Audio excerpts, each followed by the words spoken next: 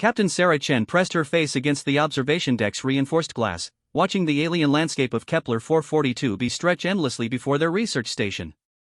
The crimson sun cast strange shadows across the purple vegetation, creating an otherworldly beauty that still took her breath away after 6 months on this distant world. Another patrol spotted movement in Sector 7, reported Lieutenant Marcus Webb, his voice cutting through her contemplation. Same patterns as yesterday. The Vashti are definitely tracking something. Sarah turned from the window, her expression growing serious. The Vashti were the apex predators of this world, standing nearly 3 meters tall with sleek, obsidian fur and eyes that glowed like amber stars. Their intelligence rivaled that of Earth's great apes, but their hunting instincts were far more refined. The research team had been studying them for months, maintaining a careful distance and strict protocols to avoid any confrontation. How many this time? Sarah asked, moving toward the central console where holographic displays showed the surrounding terrain. Pack of 12, moving in coordinated formation. They're heading toward the river valley where we detected those life signs last week. Marcus manipulated the controls, bringing up thermal imaging from their satellite feeds. Dr. Yamamoto thinks they might be tracking the same creatures we've been trying to locate. Dr. Kenji Yamamoto looked up from his biological analysis station, his weathered face creased with concern. If my calculations are correct, those life signs belong to juvenile Vashti. Cubs that were separated from their pack during the storm 3 days ago. The implications hit Sarah immediately. A hunting pack of 12 adult Vashti tracking lost cubs could only mean one thing. On this world, pack loyalty was absolute, but so was the law of survival. Cubs that couldn't keep up or became lost were often abandoned, and any pack that found them had the right to claim their territory or eliminate potential future competition. We need to maintain our distance, Sarah said firmly. The prime directive is clear. We observe, we document, but we don't interfere with natural processes. But even as she spoke those words, something twisted in her stomach. Through all their observations, they had learned that Vashti cubs were remarkably similar to Earth's young mammals. They played, they learned, they formed bonds with their pack members. The thought of 12 adult predators hunting down lost youngsters felt wrong on a level that transcended species. "Captain," called out Ensign Riley Park from the communications station. "I'm picking up vocalizations from the valley. High-frequency distress calls. They're definitely cubs, and they sound terrified." The command center fell silent except for the steady hum of the life support systems. Through the speakers, they could hear the faint, desperate cries of young creatures calling for protection that might never come. Dr. Yamamoto adjusted his instruments, his hands trembling slightly. There are 3 of them, huddled together in a small cave near the riverbank. They're cold, hungry, and completely defenseless. The hunting pack will reach them within the hour. Sarah closed her eyes, feeling the weight of command pressing down on her shoulders. She had dedicated her life to exploration and discovery, following protocols that had been established by Earth's finest minds. Non-interference was the cornerstone of their mission, designed to protect both human researchers and alien ecosystems. "Captain," Marcus said quietly, "the Vashti pack has changed course. They're moving faster now, almost like they've caught a scent." On the main screen, thermal imaging showed the 12 large forms moving through the alien forest with predatory grace. Their formation was perfect, surrounding their target area with military precision. These weren't just animals following instinct, they were intelligent hunters executing a complex strategy. "Ma'am," Riley's voice was barely above a whisper, "the cubs have stopped calling. The readings show they're still alive, but their body temperatures are dropping." They know something is coming. Sarah opened her eyes and looked around at her team. These were good people, scientists and explorers who had volunteered for a 5-year mission to study life on a world 47 light-years from home. They had families waiting for them, careers that depended on their successful completion of this assignment. But, in this moment, protocols and careers seemed insignificant compared to the lives of 3 terrified youngsters hiding in a cave, waiting for death to find them. The hunting pack advanced through the purple undergrowth, their amber eyes glowing in the alien twilight, while somewhere below, 3 small hearts beat faster with each passing moment. The next 30 minutes passed in agonizing silence aboard the research station. Sarah watched the tactical displays as the 12-member Vashti hunting pack closed in on the river valley. Their movement patterns were mesmerizing and terrifying, each predator maintaining perfect positioning as they converged on their target. They're using the pack leader's strategy from our behavioral studies, Dr. Yamamoto observed, his voice tight with scientific fascination and growing dread. 6 members creating a perimeter, 4 flanking from the high ground, and 2 moving directly toward the cave entrance. It's the same formation they used when hunting the large herbivores. Marcus pulled up additional sensor data on his console. Cave entrance is narrow, maybe 2 meters wide. The cubs are about 15 meters inside, pressed against the back wall. They've got nowhere to run. Riley continued monitoring communications frequencies, her face pale as she listened to equipment that could detect even the faintest biological sounds. They're not calling anymore, but I can hear their breathing. Rapid, shallow. They know what's coming. Sarah found herself gripping the edge of the central console so hard her knuckles turned white. Every instinct she possessed as both a human being and a military officer screamed at her to take action. But her training as a deep space explorer demanded adherence to protocols that had been written by people who never had to watch helpless youngsters face death. "Captain," Marcus said quietly, "we could create a distraction. Fire a few plasma charges into the forest nearby. The light and sound might scare off the hunting pack." "That would constitute direct interference," Dr. Yamamoto replied before Sarah could respond. "We'd be altering the natural outcome of an indigenous species' behavior. The review board would end all our careers.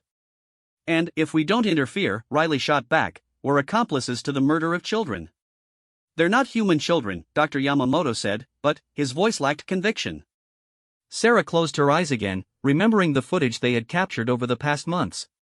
Vashti cubs playing in the sunlight, tumbling over each other in games that looked remarkably similar to puppies or kittens on Earth.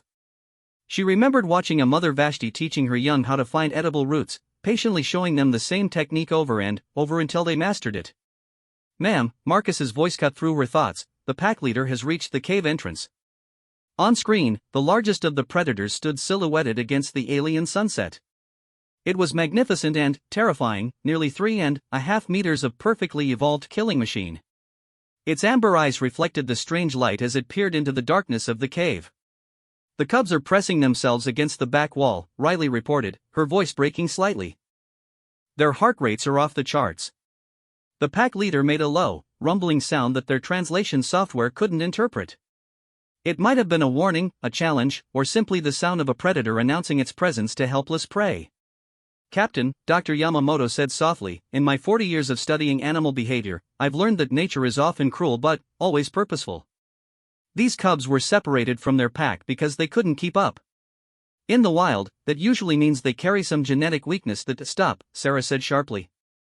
"Just stop." She opened her eyes and looked at the screen where the pack leader was taking its first steps into the cave. Behind it, 11 other predators waited in perfect formation, ready to ensure that nothing escaped alive. "Riley, patch me through to Earth Command on the quantum entanglement communicator." "Ma'am, that's for emergency use only. The power requirements do it." Riley's fingers flew over her controls, establishing a connection that would reach Earth instantaneously despite the 47 light-year distance. Static filled the speakers for a moment before a familiar voice emerged. "Earth Command to Kepler Research Station. Admiral Morrison here. Report your emergency, Captain Chen." Sarah took a deep breath, knowing that her next words would either save 3 innocent lives or end her career in deep space exploration. "Admiral, I am requesting immediate authorization to deviate from the Prime Directive. We have a situation involving juvenile members of the indigenous species. They are about to be killed by a rival pack, and we have the capability to intervene without significant risk to our mission." The pause that followed seemed to last forever. Sarah could hear the pack leaders' breathing echoing from inside the cave through their sensitive monitoring equipment. "Captain Chan," Admiral Morrison's voice was careful and measured, "you understand that the Prime Directive exists to protect both human explorers and alien ecosystems. Interference with natural processes has consequences we cannot always predict." "Yes, sir, I understand. You also understand that your career, and the careers of your entire team, depend on successful completion of your mission without incident." "Yes, sir." Another pause. Through the speakers, they could hear the cubs moving deeper into the cave, their small claws scratching against stone as they tried to find somewhere to hide. "Captain, what does your gut tell you to do?" Admiral Morrison's question hung in the air like a challenge. Sarah felt the eyes of her entire crew on her as she stared at the tactical display showing 12 predators surrounding 3 helpless cubs. My gut tells me that some things transcend protocols, sir. Those cubs are children, regardless of their species. If we have the power to save them and we choose not to act, then we're not explorers anymore. We're just cowards hiding behind regulations. The silence from Earth stretched for several seconds. Through the cave monitoring system, they could hear the pack leader moving deeper into the tunnel, its heavy breathing echoing off the stone walls. Captain Chen, Admiral Morrison finally, said, "You have 30 minutes to resolve this situation. If you're going to act, make it clean and make it fast." "And, Chen?" "Yes, sir?" "Make sure you come home with a good story." The connection terminated. Sarah turned to face her team, seeing a mixture of relief and terror on their faces. They all understood what they were about to do, and the risks it carried. Marcus, prep the emergency shuttle for immediate launch. Riley, I need you to monitor all Vashti communication frequencies. Dr. Yamamoto, grab your field research kit and the portable bioscanner. Captain, Marcus said, his hands already moving over the launch controls, what's the plan? Sarah was quiet for a moment, running calculations in her head. The shuttle could reach the valley in less than 10 minutes. But landing near the cave would require precision flying through dense alien forest, and they would be putting themselves directly between 3 terrified cubs and 12 apex predators. "We're going to land between the hunting pack and the cave entrance," she said finally. "Create enough of a distraction to drive them off, then extract the cubs and relocate them somewhere safe." "That's insane," Dr. Yamamoto said, but he was already gathering his equipment. "We'll be outnumbered 4-1 by intelligent predators on their home territory." "Sometimes insane is the only option," Sarah replied, heading toward the shuttle bay. "Besides, we've got one advantage they don't." "What's that?" Riley asked, following close behind. "We're human. And humans protect their young, no matter what species they happen to be." The shuttle launch was smooth despite Marcus's obvious nervousness. As they descended through the alien atmosphere, Sarah ran through everything they knew about Vashti behavior. The species was highly intelligent but had never encountered technology beyond basic tool use. The sight and sound of their shuttle might be enough to startle them into retreat. 2 minutes to landing zone, Marcus announced. "I'm reading 12 large heat signatures arranged in a perimeter around the cave. The cubs are still inside, but barely. One of the adults has entered the tunnel." Sarah checked her sidearm, a plasma weapon designed for emergency defense against hostile wildlife. She had never fired it outside of training simulations, and she prayed she wouldn't have to use it now. "Remember," she said to her team, "we're not here to hurt anyone. We just want to give those cubs a chance to survive." The shuttle touched down in a small clearing about 50 meters from the cave entrance. Through the viewports, they could see the hunting pack immediately responding to their arrival. The massive predators moved with liquid grace, repositioning themselves to face this new threat while maintaining their surrounding formation. "They're not running," Dr. Yamamoto observed. "Look at their posture. Ears forward, tails raised. They're preparing to defend their territory." Sarah activated the shuttle's external speakers and played a recording of adult Vashti territorial vocalizations they had captured months earlier. The sound echoed across the valley, a deep, rumbling challenge that spoke of dominance and strength. For a moment, the hunting pack hesitated. Several of the smaller predators took a few steps backward, their amber eyes reflecting uncertainty. But the pack leader emerged from the cave entrance, its massive form silhouetted against the alien sunset. It looked directly at the shuttle and made a sound unlike anything in their database. It was part roar, part howl, and completely defiant. "It's not backing down," Marcus said. "If anything, it sounds angry." Sarah made a decision that would haunt her dreams for years to come. She activated the shuttle's emergency beacon, a device designed to signal rescue ships from orbit. The brilliant strobe lights began flashing in patterns that could be seen from space, while speakers broadcast a piercing alarm that could wake the dead. The effect on the hunting pack was immediate and dramatic.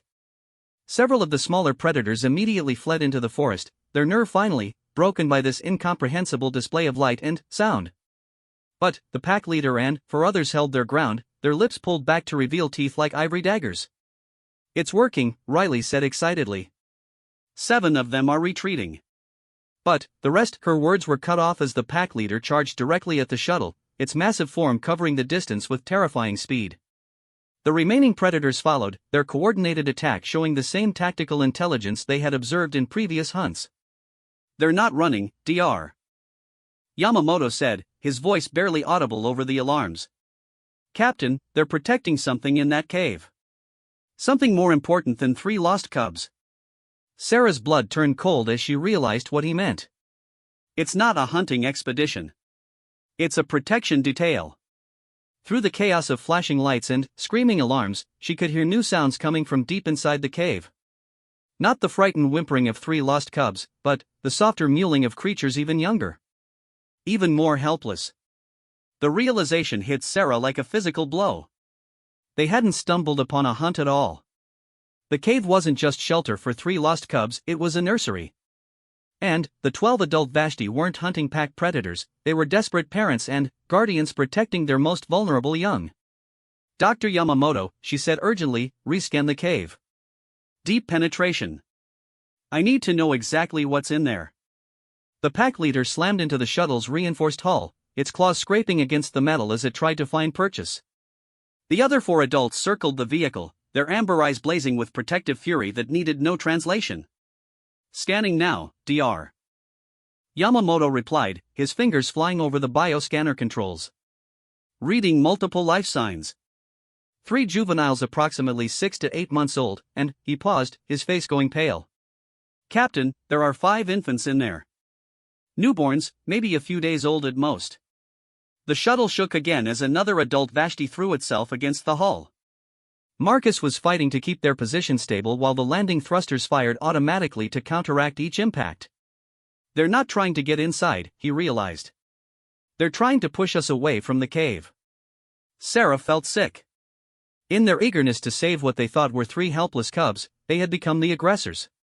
They were the ones threatening a nursery full of infants. They were the monsters in this story. Riley, shut off the alarms and strobes. "Now." "But, Captain, do it." The valley fell into relative silence as the emergency beacon stopped its piercing wail. The flashing lights died, leaving only the crimson glow of the alien sunset.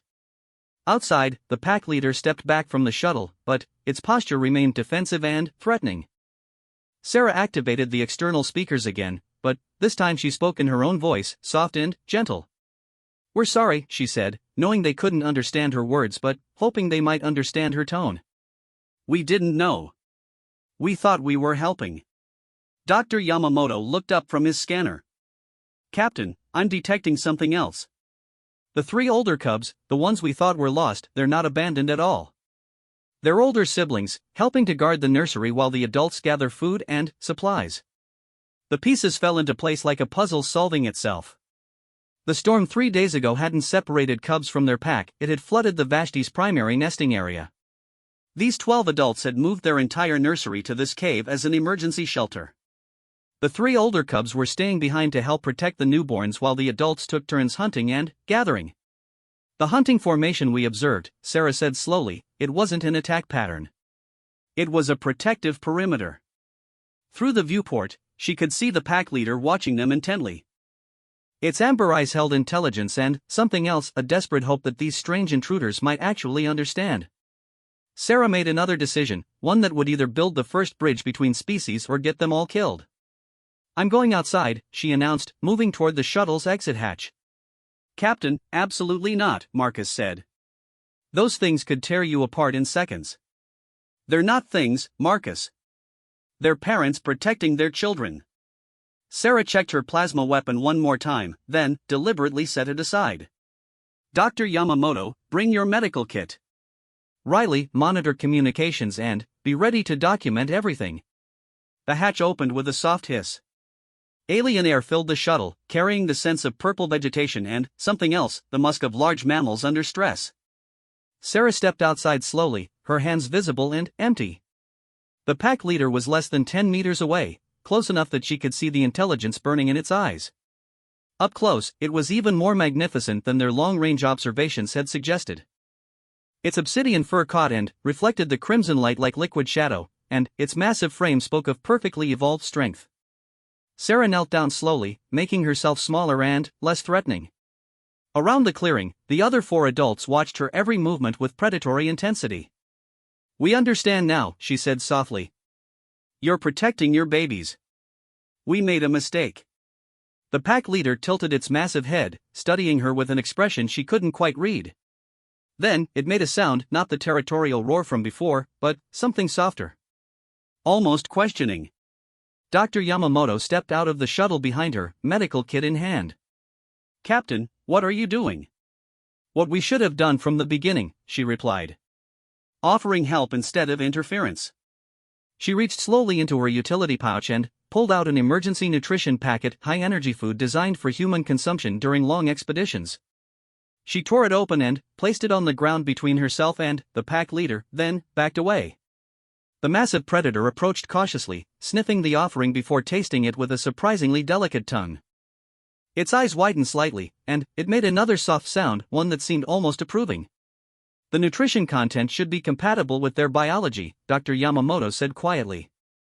"High protein, essential vitamins. Perfect for nursing mothers." Sarah pulled out more packets, placing them in a neat line on the ground. "We have medical supplies too. If any of the infants are sick or injured." The pack leader made a decision that would change everything. It approached Sarah directly, stopping just arm's length away.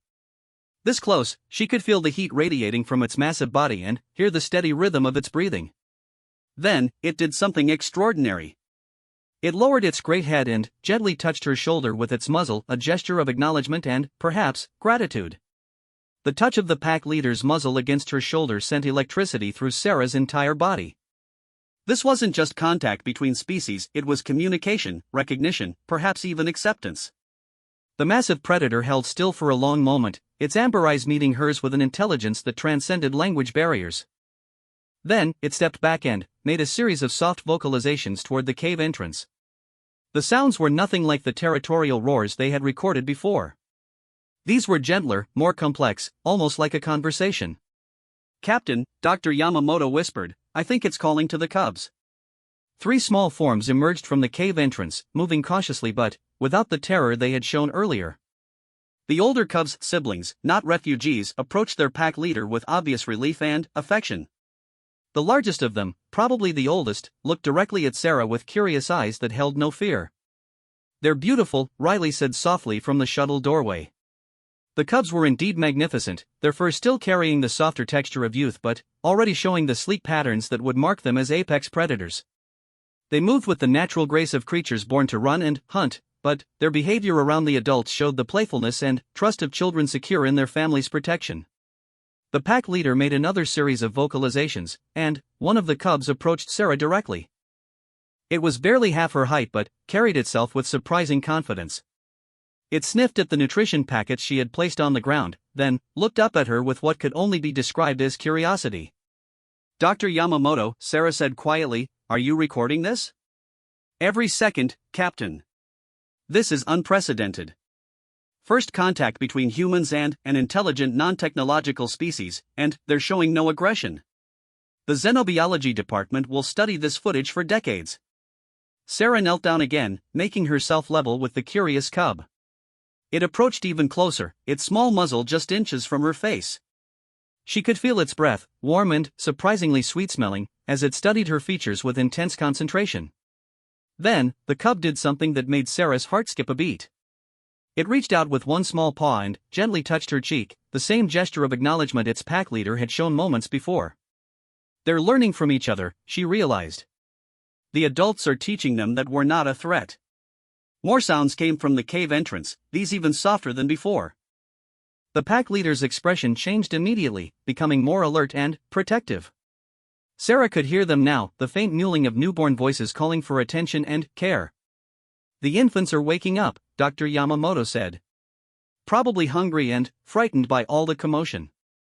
The pack leader looked at Sarah again, and this time she could read the emotion clearly in its amber eyes. It was torn between its natural protective instincts and a growing trust in these strange visitors. The massive creature wanted to tend to its young but was reluctant to leave potential threats unguarded. Sarah made a decision that would define the rest of her career. She stood slowly and walked toward the cave entrance, moving with deliberate calm. The pack leader tensed but didn't move to stop her. "Captain, what are you doing?" Marcus called from the shuttle. "Something that probably violates about 50 regulations," she replied. "But it feels right." She stopped at the cave entrance and waited. The pack leader approached and stood beside her, both of them looking into the dim interior where soft sounds indicated the presence of the most precious and vulnerable lives on this world. "May I?" Sarah asked softly, knowing the words meant nothing but hoping the tone would convey her request. The pack leader studied her for a long moment, then stepped aside and made a gentle sound that could only be interpreted as permission. Sarah entered the cave slowly, her eyes adjusting to the dim light. What she saw there would stay with her for the rest of her life. 5 tiny forms huddled together in a nest of soft vegetation, their eyes not yet open, their fur still bearing the downy texture of newborns. They were utterly helpless, completely dependent on the protection and care of their family. And their family had just allowed a member of an alien species to approach them. One of the infants sensed her presence and made a soft mewling sound. Without thinking, Sarah reached out and gently stroked its tiny head with one finger. The infant responded by nuzzling against her touch, seeking warmth and comfort. "Dr. Yamamoto," she called softly, "bring the medical scanner. I want to make sure they're all healthy." The next hour passed like a dream. Sarah and her team worked alongside the adult Vashti to tend to the nursery, sharing their emergency supplies and using their medical equipment to ensure the infants were thriving. The older cubs watched everything with fascination, learning not just about these strange visitors but about cooperation and kindness between different species. When it was time to leave, Sarah found it almost impossible to tear herself away. The pack leader walked with her back to the shuttle, its massive form somehow conveying both gratitude and a promise of future friendship. As they prepared for takeoff, Dr. Yamamoto looked up from his notes with wonder in his eyes. "Captain, do you realize what we've just accomplished? We've established peaceful first contact with an intelligent species. We've participated in interspecies cooperation. We've probably just written the first chapter in a new era of galactic relations." Sarah watched through the viewport as the Vashti family gathered at the cave entrance to watch them leave. The pack leader stood proudest of all, its amber eyes reflecting the light from their engines. "No," she said quietly, "we didn't establish first contact with an alien species. We helped some parents protect their children. Everything else is just details." The shuttle lifted off into the alien night, carrying with it the first recorded evidence that sometimes the greatest discoveries come not from following protocols, but from following your heart. In the cave below, 5 tiny voices called out in the darkness, and 12 adult voices answered with sounds of love and protection that needed no translation. Some bonds transcend species. Some instincts transcend worlds. And sometimes, when advanced hunting packs threaten the innocent, a human will step forward and roar back not in challenge, but in solidarity.